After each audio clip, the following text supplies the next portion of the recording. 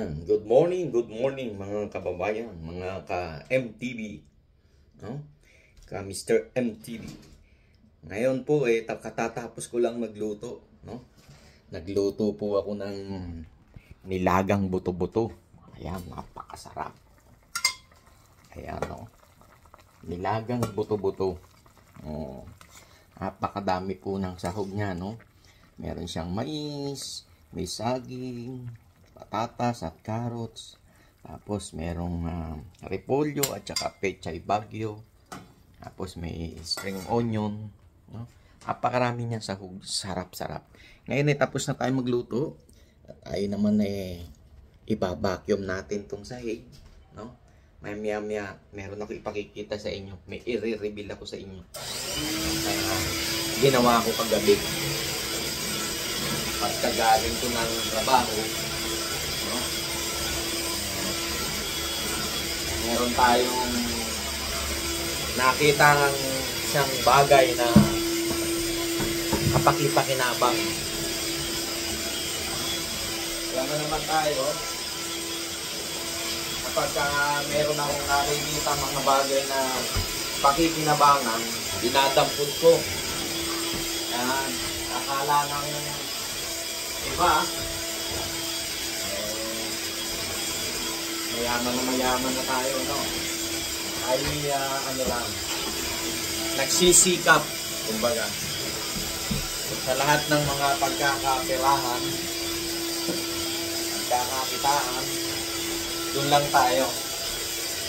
Sa malinis na paraan. Wala tayong inaagabyado at sinasagasa ang ibang tao. Ganun lang ang buhay natin dito sa Canada. Ayan, araw-araw ang aking routine. Pagising sa umaga, mag-almusal. Almusal tayo ng apple, green apple. Tapos, pagkatapos ng green apple, Quaker Oats, no?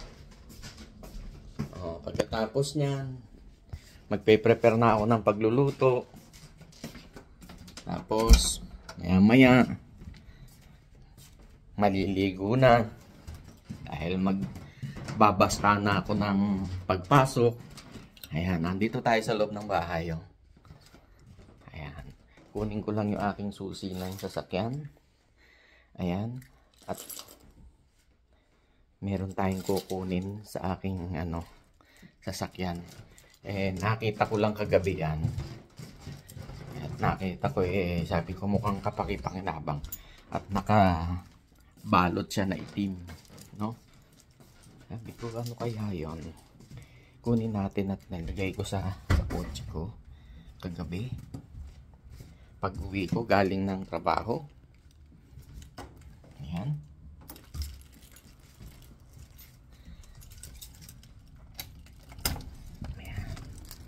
Labas tayo. Ayun ang sasakyan ko. Nasa likod. Diyan ko pinapark yan. Kunin natin yung ating kapaki-pakinabang na bagay na nakuha ko kagabi. Actually, doon ko siya nakuha. Oh. Ayun, nakita nyo yung nakatambak na basura na yon. Ayan. Pag parking ko kagabi dito, sabi ko, meron akong nakita ron na nakatalokbong ng square siya, atas nakatalokbong siya, nakabalot siya sa plastic na itim. Sabi ko, ano kaya iyon? Binaba ko siya, atas tinignan ko, kinuha ko. Sabi ko, mukhang kapaki-pakinabang. Kaya ayun, kinuha ko siya. Ngayon, gagawin natin, ipapanik ko sa bahay, at pagkatapos ay lilinisin natin. Ayan, nakita nyo kung ano yan? Mga bote ng alak. Ayan, oh. Alam nyo ba kung magkano dito yan? Ayan, napakadami, di ba? Alam nyo ba kung magkano dito yan sa kapag kaya hinugasan mo at nilinis mo siya, tapos isusuli mo yan dun sa mga rito, kagaya ng Maxi or Walmart, IGA, yan. Parang mga supermarket. So, alam mo ba kung magkano ang isa nito? Is 25 cents. Yan. 25 cents ang isa niyan. So, sayang siya, di ba? So, kailangan dyan kunin natin at linisin at ibabalik ko doon. Pagkakaperahan natin yan. Actually, pangalawang beses na to eh.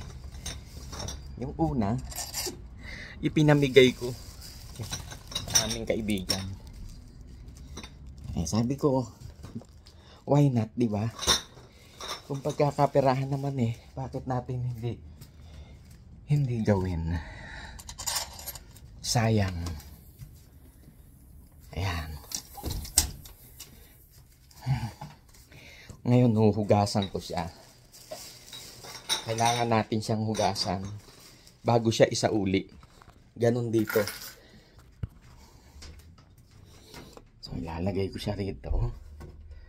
Itataob ko siya rito para malinis.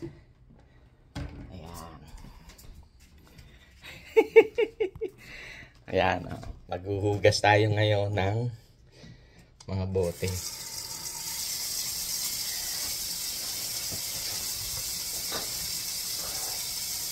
Ganyan yan.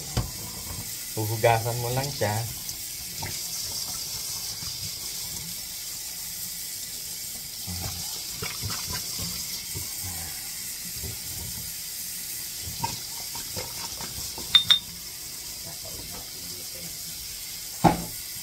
Ganyan lang. Diba? Ayan. Ganyan lang gagawin dyan. Uhugasan lang siyang ganyan. Para susuhuli mo siya. Ayan. Malinis na siya.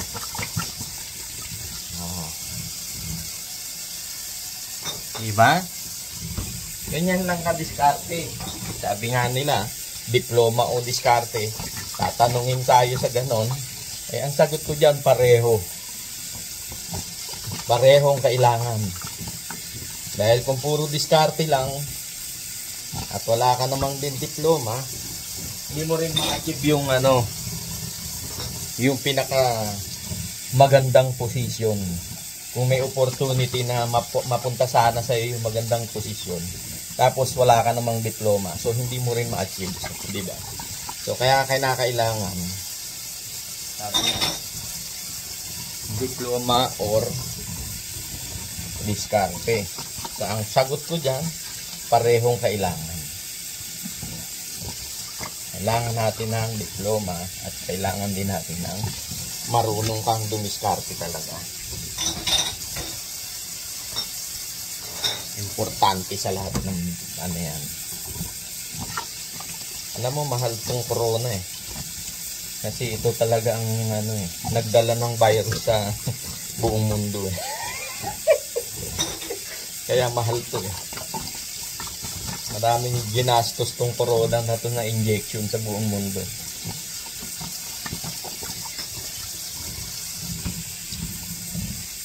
Kaya mahal tong bote na to. Hindi ko alam kung 25 cents nga ba to o 50 cents. Yan. Dito mo, ang dami yan. Teka. Lagay ko muna dito yung mga iba. Para hindi ako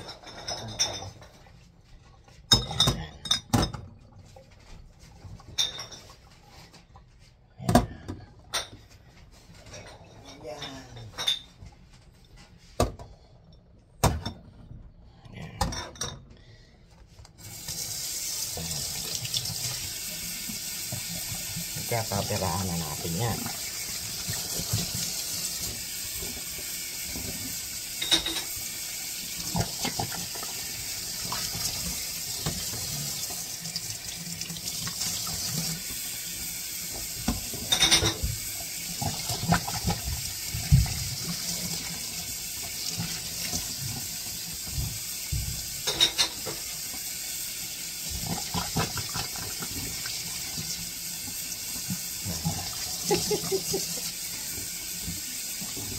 Perang tumataginting na yan, di ba? Yan ang tinatawag na diskarte. Diskarte na hindi kailangan ng diploma. Ito yun. Pero yung diskarteng kailangan ng diploma, yun yung pagdating sa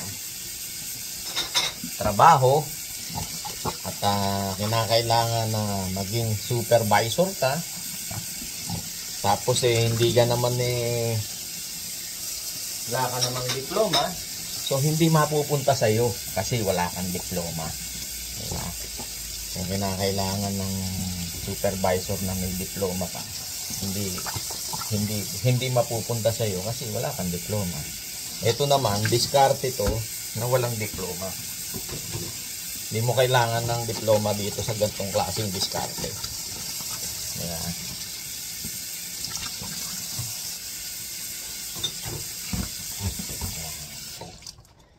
Naparami pa siya.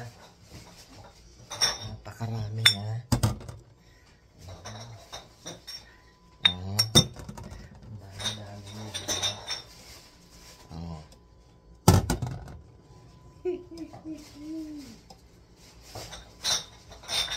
Perang tumataginting. Ayan. Ayan ang perang tumataginting. Ano na lang kaya ako? Mga lakal na lang kaya ako dito.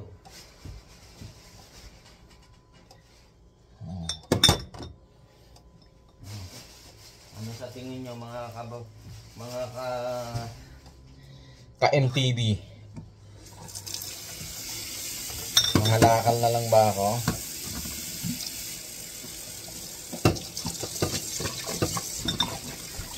Hindi natin gagawin yan. Mga lakal lang. Lahat ng kaya natin gawin ay gawin natin. Huwag tayo mag-stick sa iisang kaalaman.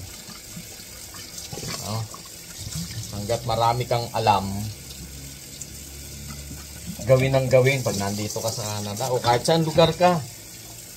Kahit anong bansa nandun ka. Lahat ng iyong kaalaman, lahat ng ating mga nalalaman, kung pwede lang na gawin natin, di ba? Basta yung sa mabuti lang, ha? Huwag tayong gagawa ng mga kaalaman natin na mga illegal. Gawin natin yung mga sa ikabubuti. Yung kapaki-pakinabang pero sa mabuting paraan. Kumbaga, huwag tayong gagawa ng magiging masama tayo.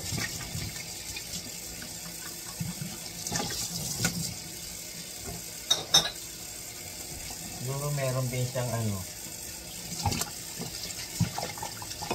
24, 48 pieces. Malaking pera na rin ako.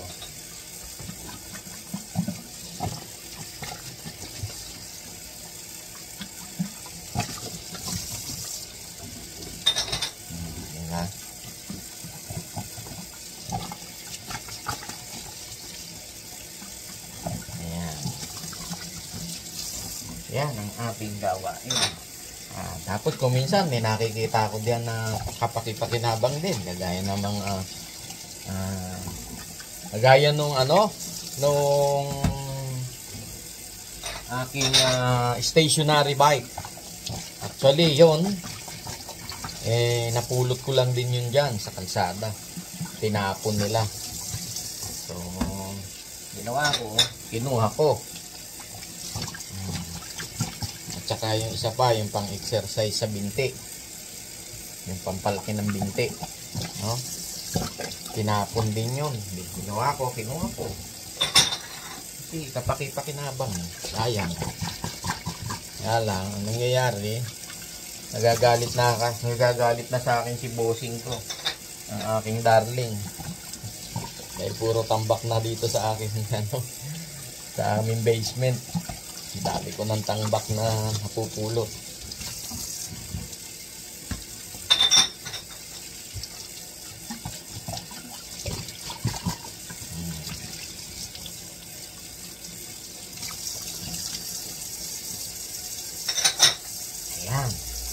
Okay na siya. Tapos na. Pwede na.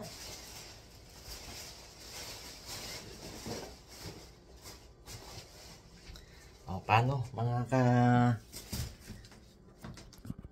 ka-bro? Ayan o, ayan siya o. Dami o. O, bye-bye. Pagkakaperahan na natin yan.